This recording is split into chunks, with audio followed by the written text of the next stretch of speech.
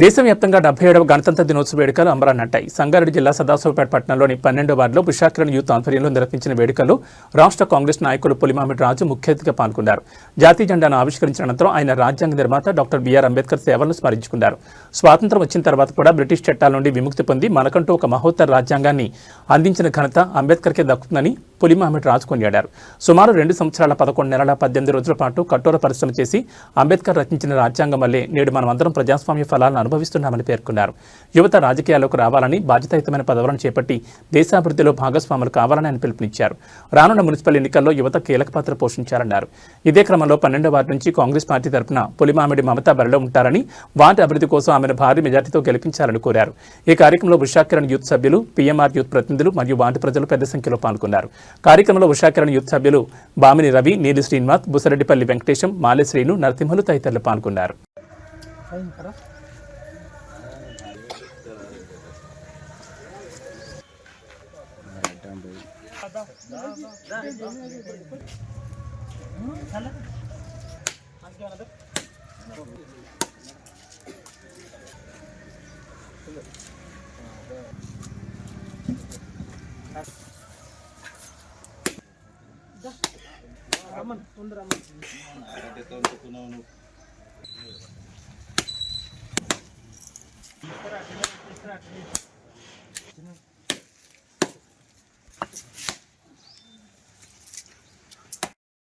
సోమన్ అంటే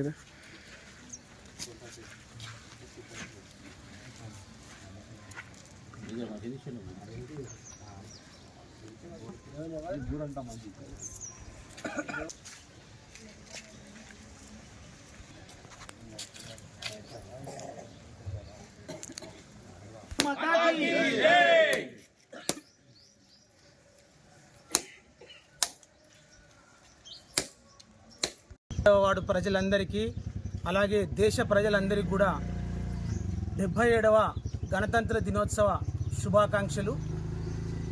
మనకు స్వాతంత్రం వచ్చినప్పటికి కూడా ఇంకా బ్రిటిష్ చట్టాలే అమల్లో ఉండే కాబట్టి మన డాక్టర్ బాబు రాజేంద్ర ప్రసాద్ చైర్మన్గా, అధ్యక్షతన డాక్టర్ బిఆర్ అంబేద్కర్ గారు చైర్మన్గా నియమితులయ్యి సుమారు 2 సంవత్సరాల 11 నెలల 18 రోజుల పాటు వివిధ దేశాల్లోని వివిధ అధ్యయనాలు చేసి ప్రపంచంలోని అన్ని మూలాంశాలను కూడా వివరంగా తీసుకొని ఒక మహత్తరమైన ఈ యొక్క రాజ్యాంగాన్ని రచించిన గొప్ప వ్యక్తి మన డాక్టర్ బిఆర్ అంబేద్కర్ గారు.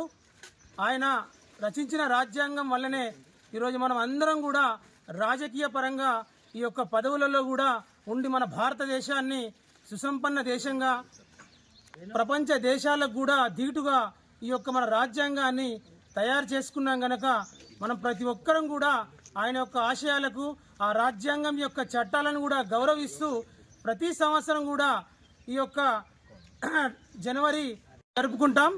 1950 జనవరి 26న ఈ యొక్క చట్టం పూర్తిగా మన భారతదేశంలో అమలు కాబడ్డది కాబట్టి ప్రతి జనవరి 26 తారీఖు రోజు ఈ యొక్క గణతంత్ర దినోత్సవాన్ని జరుపుకుంటాం. కాబట్టి దేశ ప్రజలందరికీ అలాగే నా 12వ వార్డు ప్రజలందరికీ కూడా 77వ గణతంత్ర శుభాకాంక్షలు. జై హింద్.